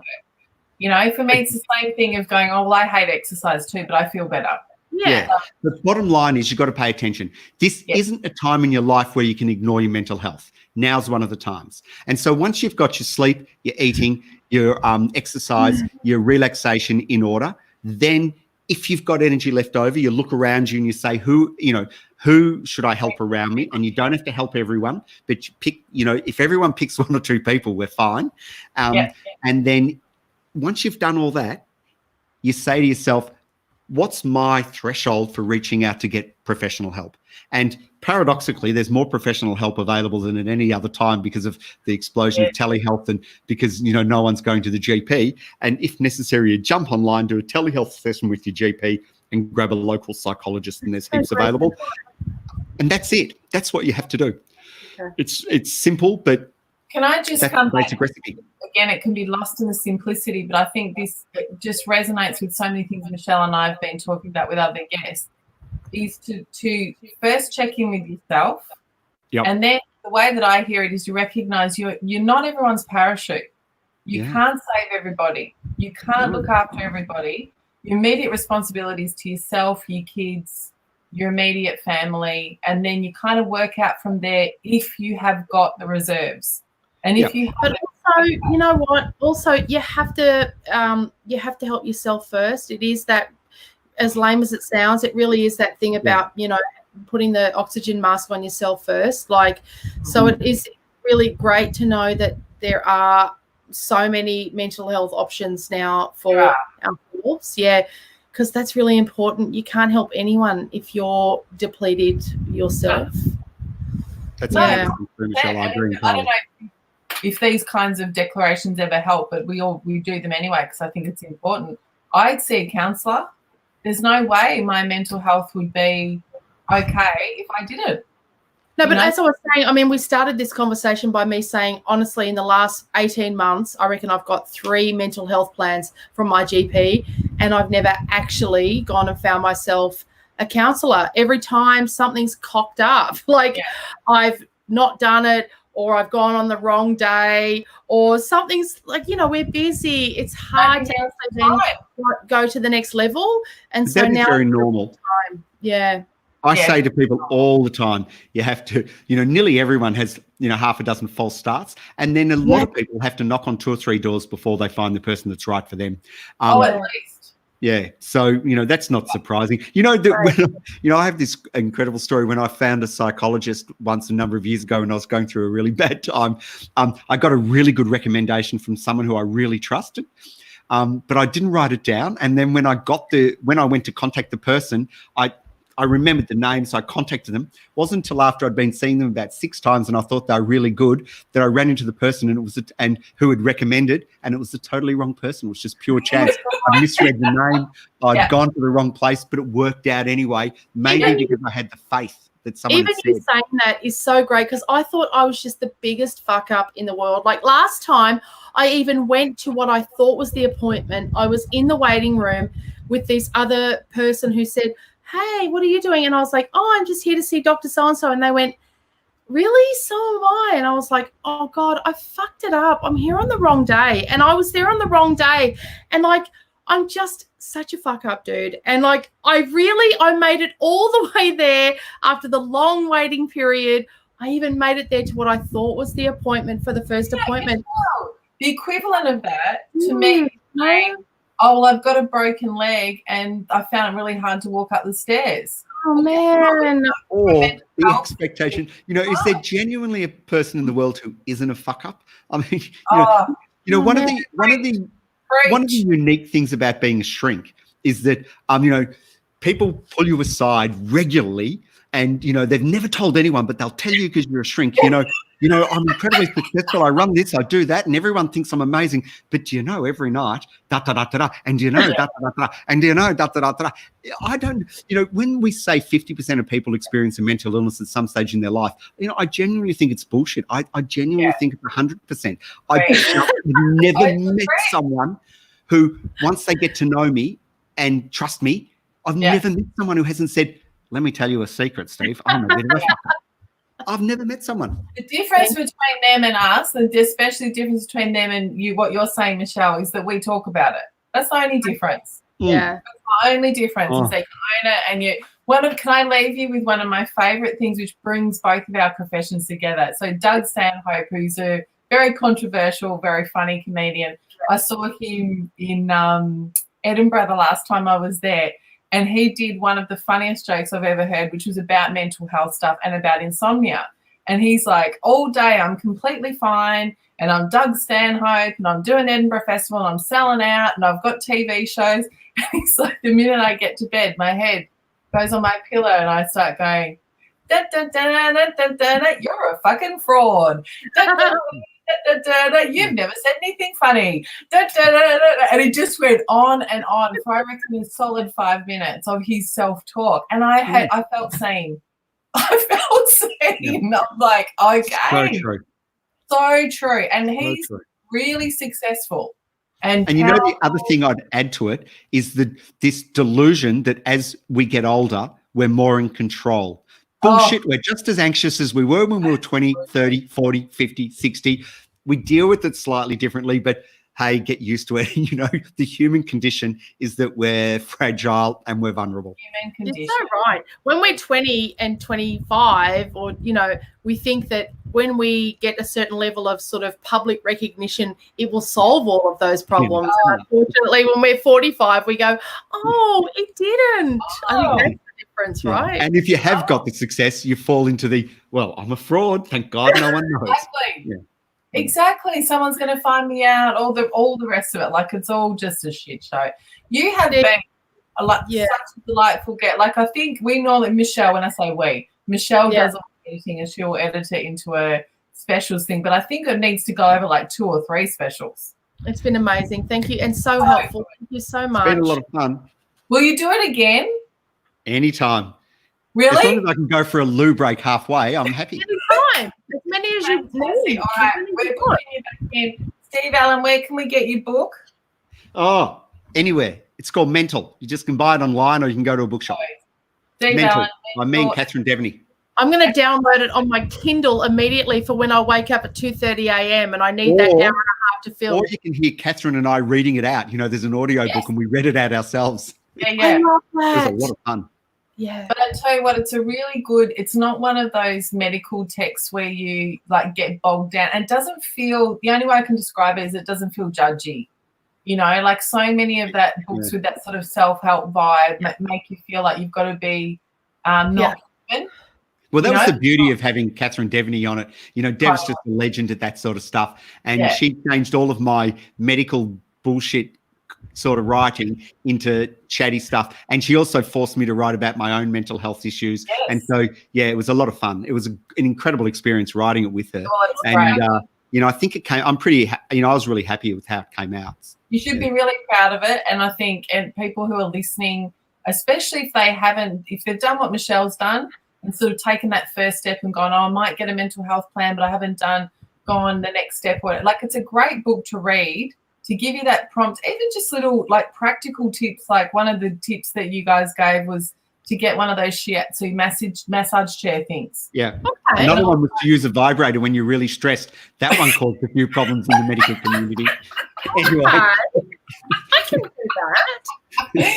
I wasn't going to mention it, but Michelle's already there would be my guess. But let's, it's those practical things of going, deal with the physical and emotional and spiritual, whatever you want to call it, reality or challenge of being a human being.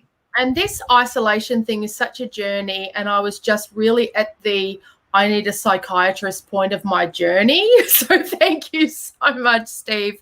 Yeah. This has been amazing. Thank you so much. And thank you, Nellie, for bringing Steve to us. Thank you both. I'm all about Steve. And I'm so glad that he agreed to come on. Thank you very much. And I reckon, if not next week, the week after, we'll see you again Friday night. I hope so. Nice to see you both. Yeah. Bye. Bye. Bye. Cheers.